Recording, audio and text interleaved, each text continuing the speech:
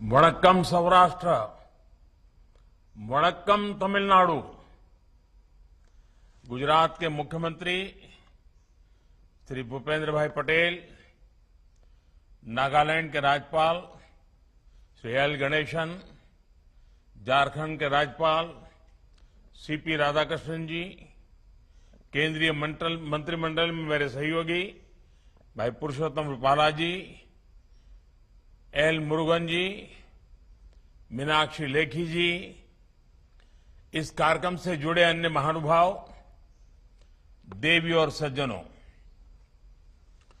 सौराष्ट्र तमिल संगमम निगलचीलु पंगेरुक वंदीरुक्कुम तमिळग सौंदगळ अनैवरेयुमु वर्ग वर्ग एन वरवेर किरेन उंगलु अनेवरेयुम गुजरात मण्णिलु इंद्र संदित्ति दिलु पेरू मगड़ियची।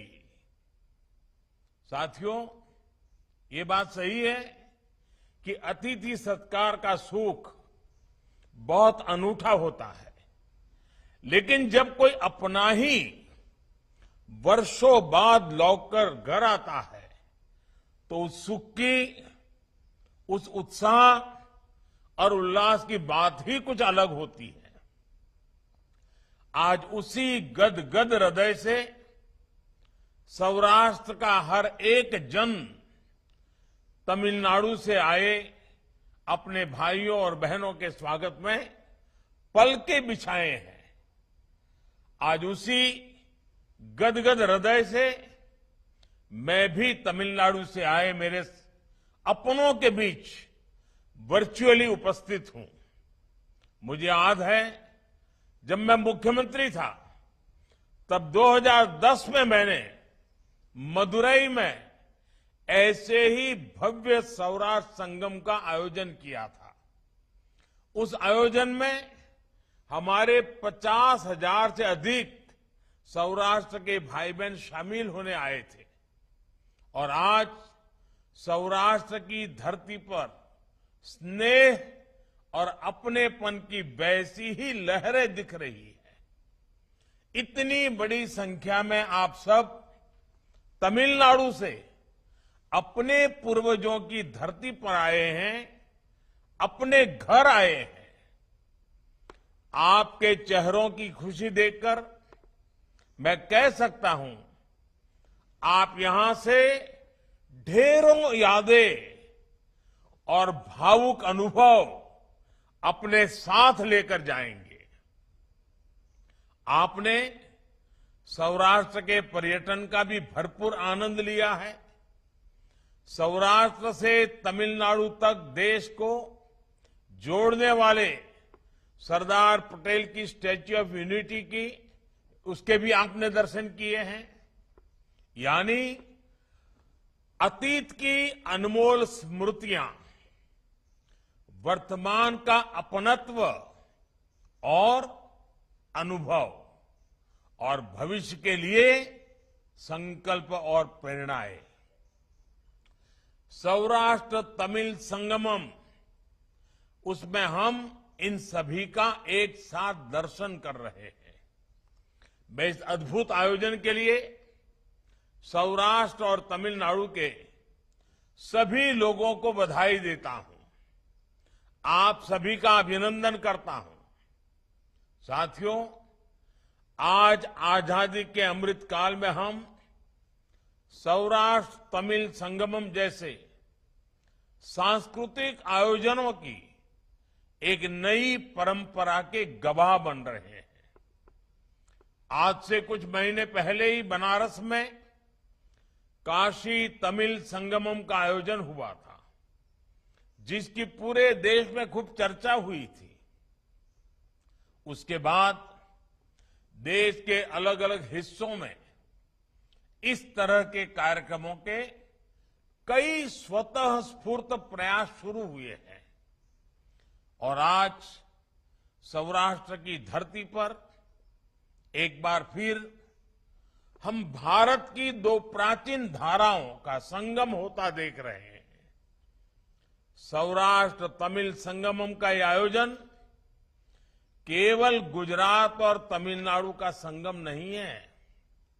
ये देवी मीनाक्षी और देवी पार्वती के रूप में एक शक्ति की उपासना का उत्सव भी है।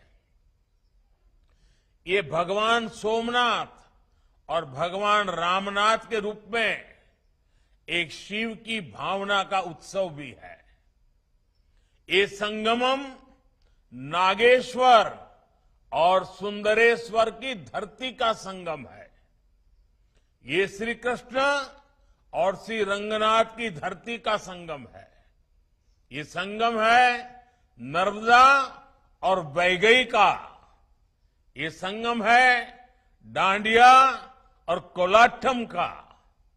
ये संगम है द्वारिका और मदुरई जैसी पवित्र पुरियों की परंपराओं का। और ये सौराष्ट्र तमिल संगम है सरदार पटेल और सुब्रमण्यम भारती के राष्ट्र प्रथम से ओतप्रोत संकल्प का। हमें इन संकल्पों को लेकर आगे बढ़ना है।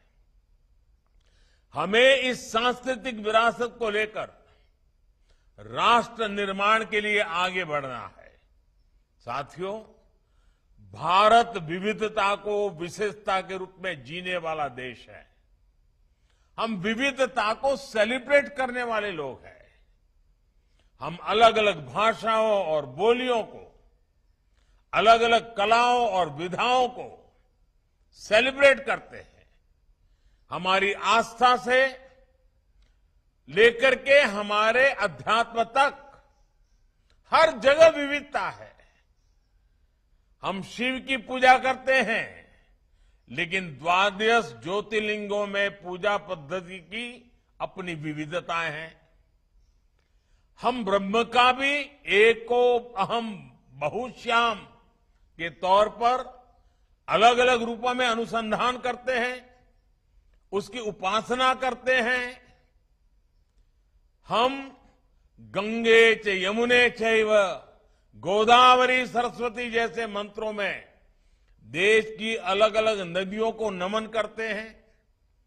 ये विविधता हमें बांटती नहीं, बल्कि हमारे बंधन को, हमारे संबंधों को मजबूत बनाती है। क्योंकि हम जानते हैं अलग अलग धाराएं जब एक साथ आती है तो संगम का सृजन होता है। इसलिए हम नदियों के संगम से लेकर कुंभ जैसे आयोजनों में विचारों के संगम तक इन परंपराओं को सदियों से पोषित करते आए हैं। यही संगम की शक्ति है, जिसे सौराष्ट्र तमिल संगमम आज एक नए स्वरूप में आगे बढ़ा रहा है। आज जब देश की एकता ऐसे महापर्वों के रूप में आकार ले रही है, तो सरदार साहब हमें जरूर आशीर्वाद दे रहे होंगे।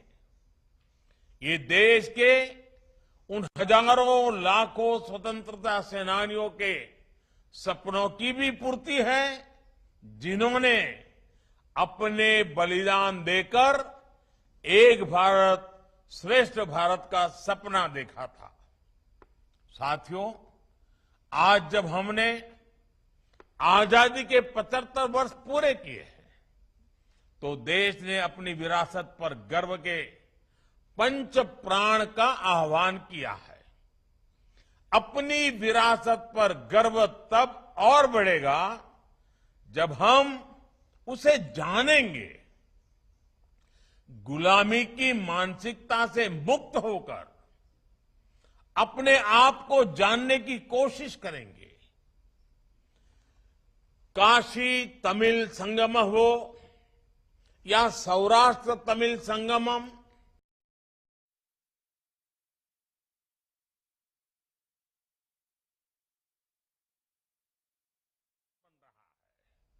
आप देखिए गुजरात और तमिलनाडु के बीच हमारी जानकारी से बाहर रखा गया।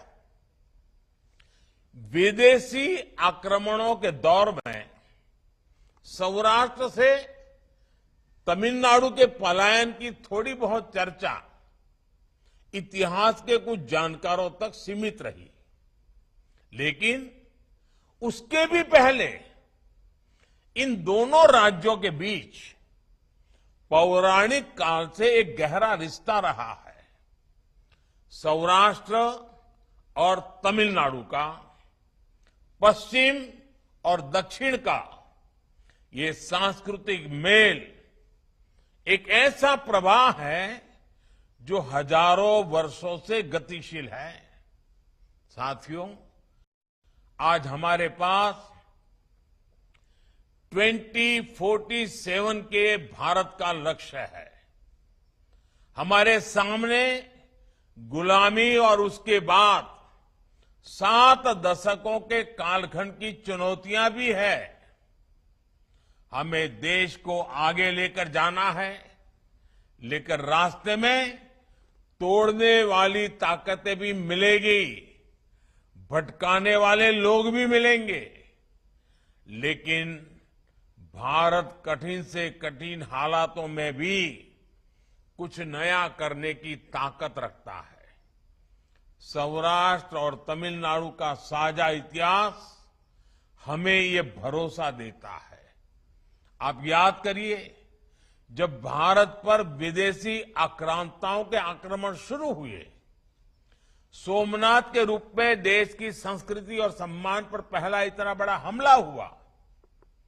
सदियों पहले के उस दौर में आज के जैसे संसाधन नहीं थे, इंफॉर्मेशन टेक्नोलॉजी का दौर नहीं था, आने जाने के लिए तेज ट्रेनें और प्लेन नहीं थे, लेकिन हमारे पूर्वजों को ये बात पता थी कि हिमालयात समारंभ्य यावत इंदु सरोवरम तम देव निर्मितम देशम हिंदुस्तानम प्रचक्षते, अर्थात हिमालय से लेकर हिंद महासागर तक ये पूरी देवभूमि हमारा अपना भारत देश है।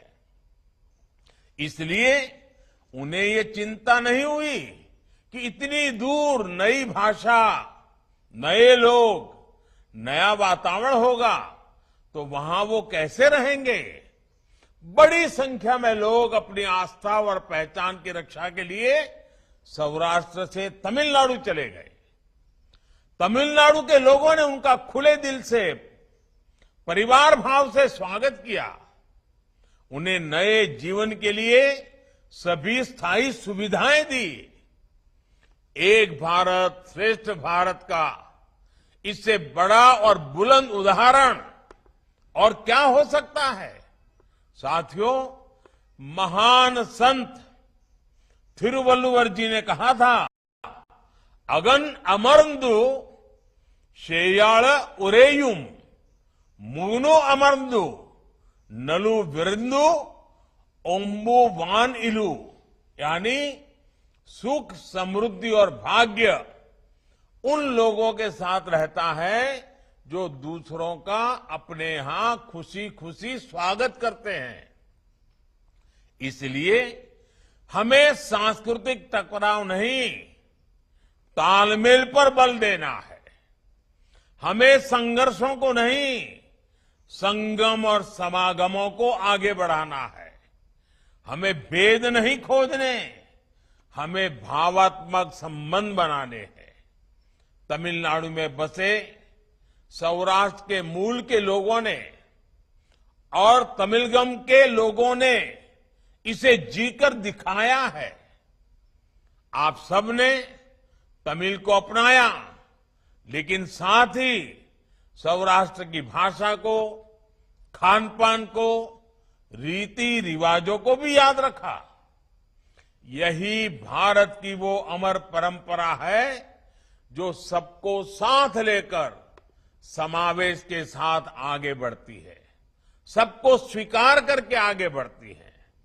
मुझे खुशी है कि हम सब अपने पूर्वजों के उस योगदान को कर्तव्य भाव से आगे बढ़ा रहे हैं।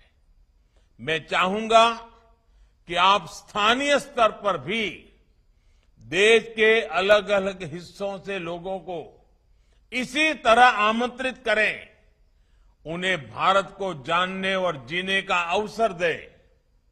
मुझे विश्वास है सौराष्ट्र तमिल संगमम इसी दिशा में एक ऐतिहासिक पहल साबित होगा।